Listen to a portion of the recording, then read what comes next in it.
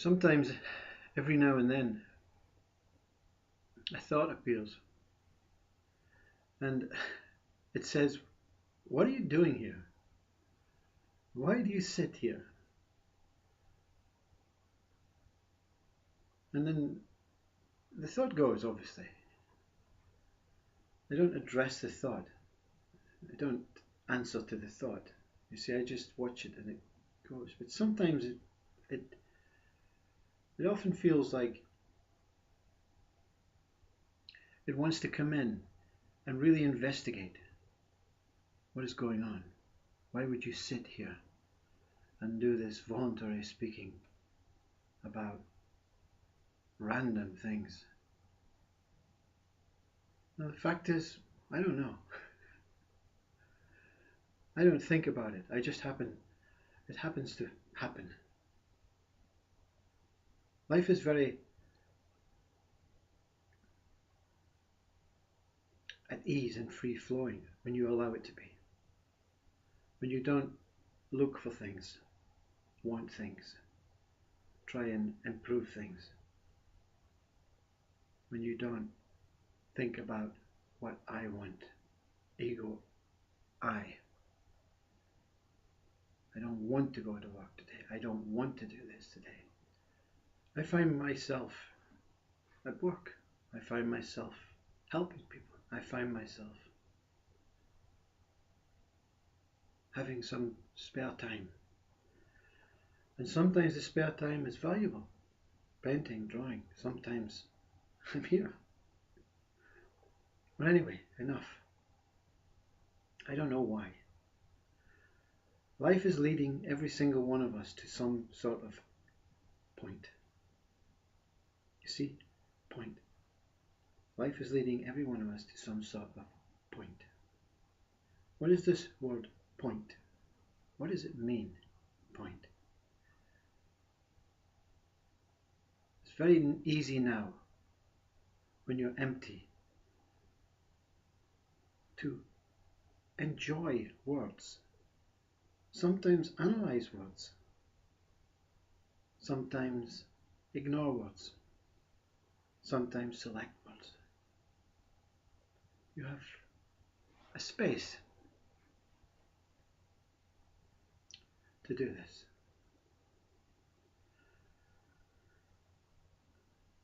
Before this body was given this opportunity to be empty and free, I used to think like the mind used to take me on journeys.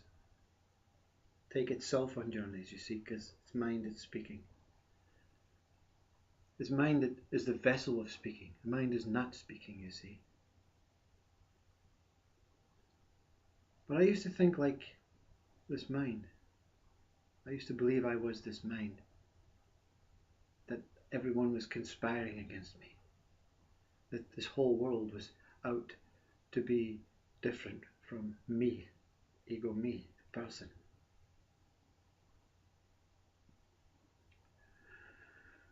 Well, what can I say? All I can say now is no one really is conspiring against you. Nothing is conspiring against you. You see, the whole human race is in a kind of dopey sleep. It's not a desperate thing to get out of, because most, if I could remember, and I don't think it's really that possible to remember, to try and go back to that way, probably most of my life was very up and down and happy and content. So it's not a desperate thing to be in a dopey sleep.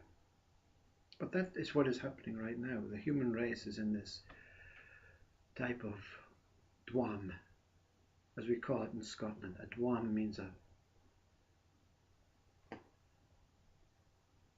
I'm just doing things and I don't know I'm doing it.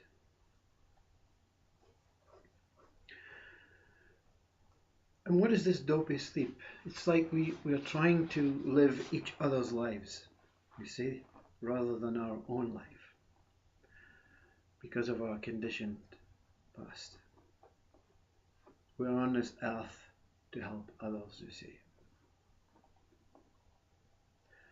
And that's actually true. But that's the experience. If you find yourself helping others and you feel, wow, I'm enjoying this, that is your experience. And if you find yourself wanting to help others, but you can't get in because you're maybe a male or because you don't have the certificates, that is also your experience. The experience of being rejected, the other one is the experience of enjoying.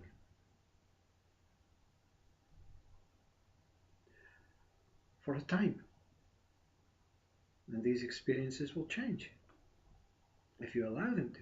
But if you're attached to the experience, if you're attached to the rejection, you will continue to experience rejection. But it will get worse, you see, because it's something that you don't want. And if you try to attach to the helping others, it is the same. You will suffer because you're meant to move away from that. But you want to hang on to the experience that you do want. So wanting is the same. Wanting is not about the Bible sense of wanting. You have to want good things. You don't want to be bad. You don't want to experience badness. You want to experience goodness. It's neither, you see. It's neither. The lesson in this life is to say, just accept everything. Accepting is the complete opposite of wanting. In your dopey sleep you will want. But it's okay, you see. You have to experience wanting to realize when accepting comes, oh my God, I see the major difference in that.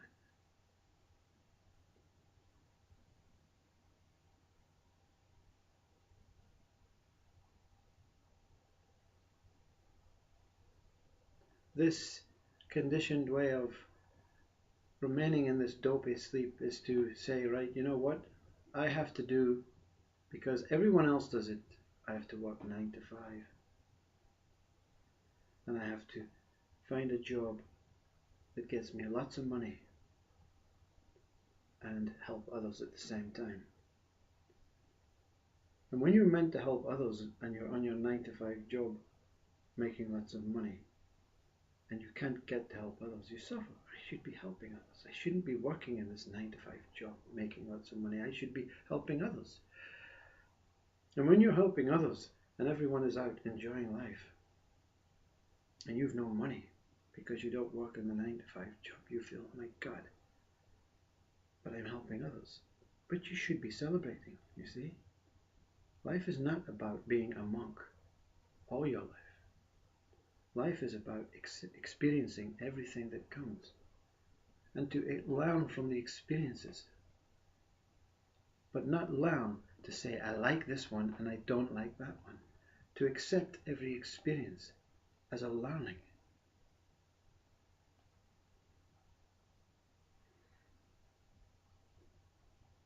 So,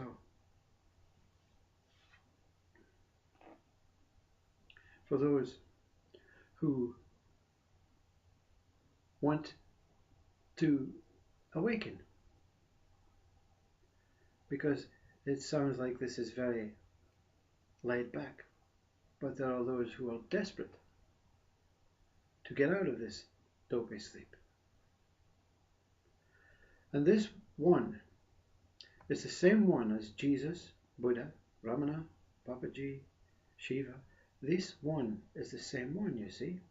That's what they wanted. They weren't prepared to sleep for the rest of their life in another body.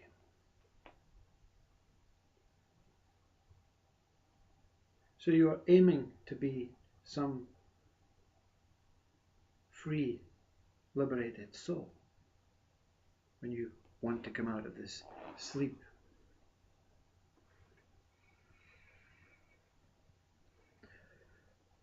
And the first insight is when questions arise. And the mind raises the question, you see. It's a thought. So the mind is not your enemy. It will tie you up and force you to see if you are genuine about getting out of this sleep. Because the mind does not take you. It holds your hand and lets you make the decision. And your mind listening to mind. Mind is a completely, majestically subtle, complicated, simple thing. But let's not try and understand it. Mind will raise a question. The question may come in a desperate way. I am sick of this life. It may say, you know what? There's something more here. It's the same question. It's the same question. It's coming from a place and looking at a new place. I am sick of this life means I want to go somewhere new. I think there's something deeper here, something more, something new, a step forward. So this question, this mind-based thought, is a type of inquiry, an inner question. And then your quest begins. And you begin to seek.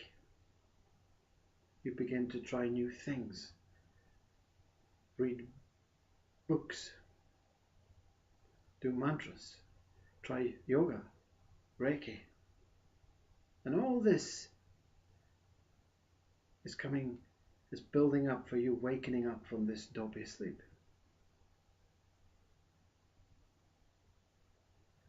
And it will happen in its own time, you see. And when you push it, you've either got to push it 100% or don't push it at all. Because middle pushing is not desperate. So mind will say, it's not that desperate. But when you go to zero, I don't want to push, I'll just let things happen. It's the same as going to all-out pushing, you see.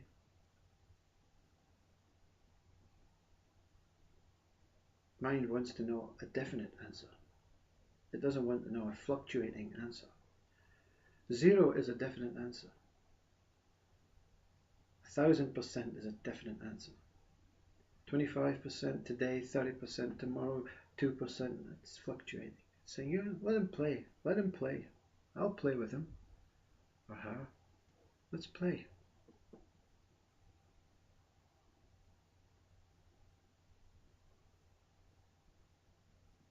So your seeking begins and questions and answers arise. But the answers never arise, do they? You see?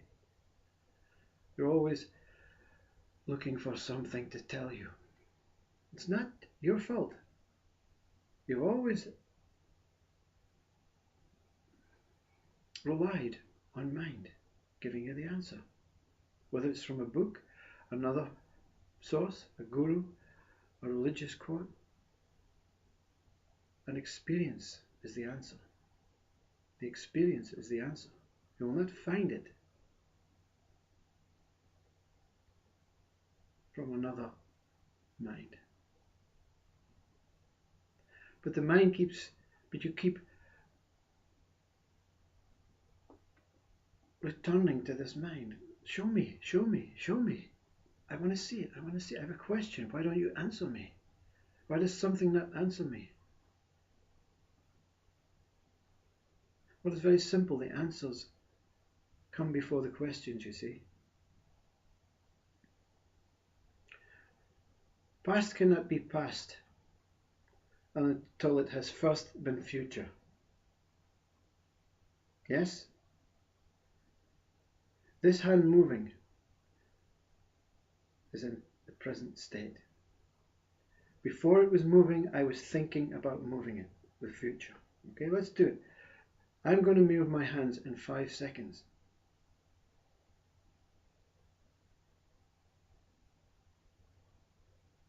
And now it's past.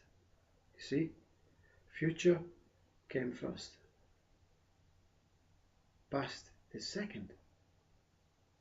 Everything you've been told is a bit wonky now.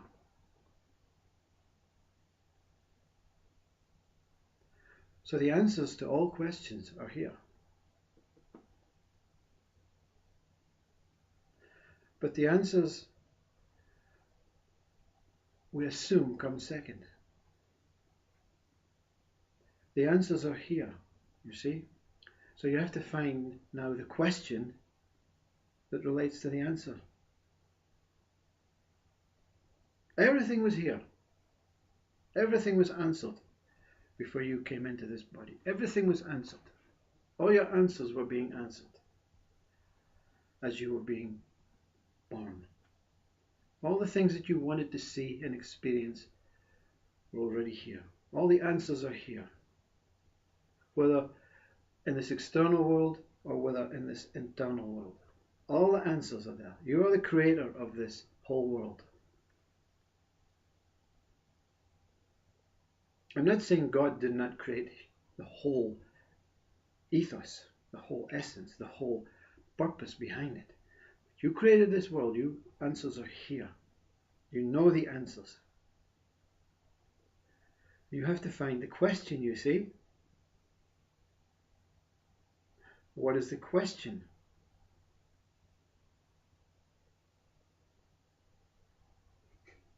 Now mine is really fluctuating, really wonky. I don't know.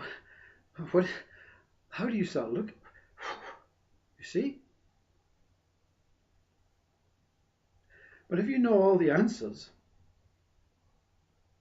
you must also know all the questions for the answers. Just simply because you have been told, or the mind has continued to say, question at school. Who has a question? I have a question. What is the capital city of Spain? The teacher says, who knows the answer to this? I do, miss. Madrid? Lisbon? Barcelona? I don't know. My old intelligence, my old intellect has gone. I used to be a really smart guy, but now I'm just a guy. So, but the answer came from somewhere else. And the answer was a learned answer, because Spain does not exist when you created it as a name. The country existed. See, country did not exist. This essence of form existed, and we give it names, you see. So this capital city, I'm pretty sure it's Madrid.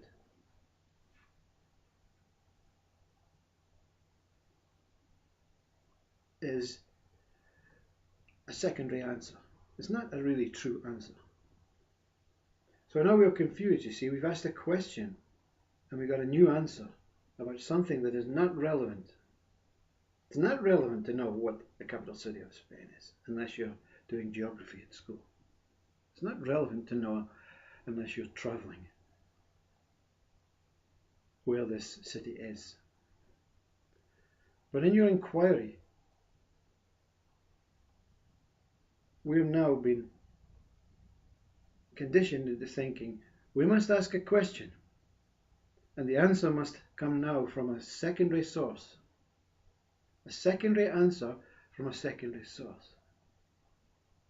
But the truth is, the answers of all your inquiries, without conditioned, learned, educational, intellectual answers, everything is here for you. Everything is answered. You must remove the answers, all answers, so that you can just enjoy it as it was meant to be. So to remove all answers, you must find the questions.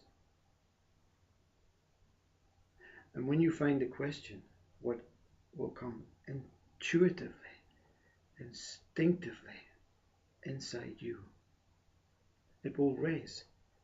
Because like I say, you know the answers, and you also now know the questions. You cannot not know one without the other. So the answer that you are destined, or you are being pulled towards, will rise in front of you. But when you ask it, mind will say, I know the answer, it's this. You see? Mind says, I am the secondary source.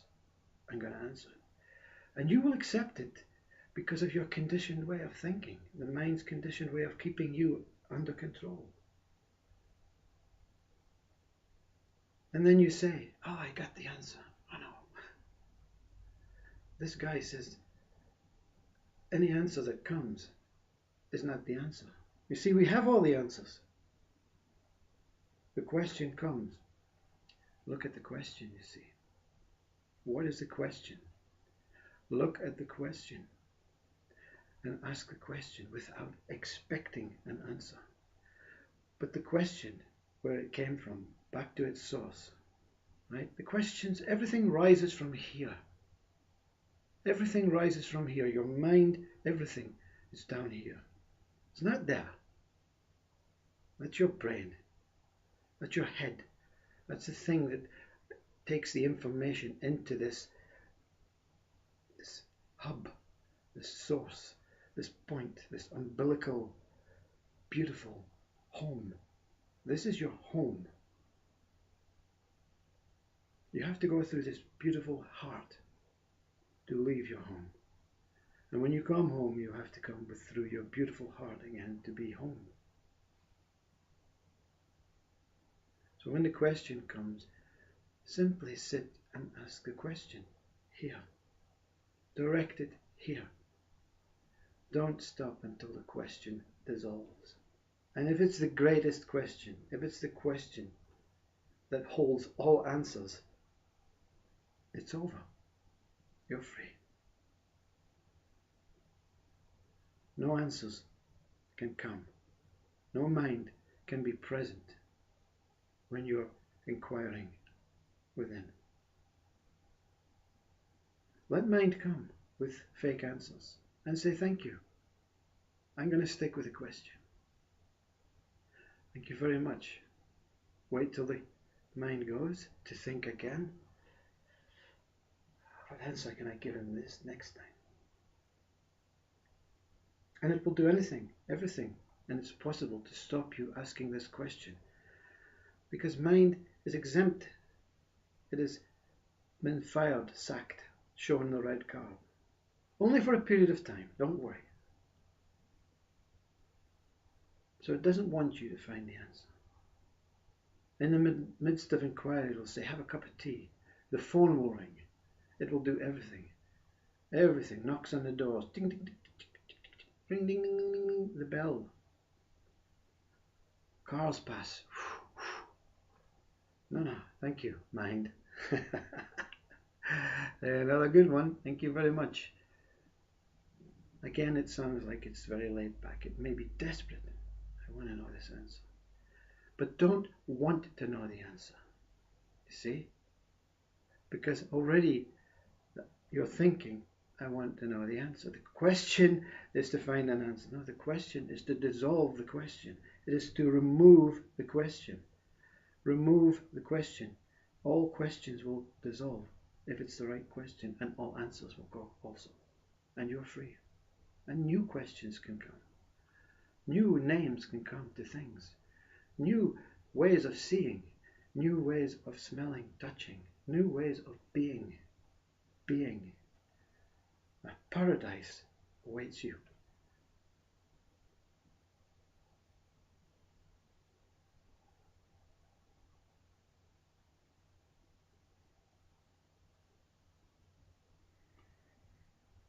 Start with a simple question. Who am I? You see? No answer is going to come. No answer is going to come. The question is where the answer is, you see. The question is the answer. Stay with the question. Put it here. If it starts here, put it here. Put it home. Because in this home, everything is revealed. Namaste.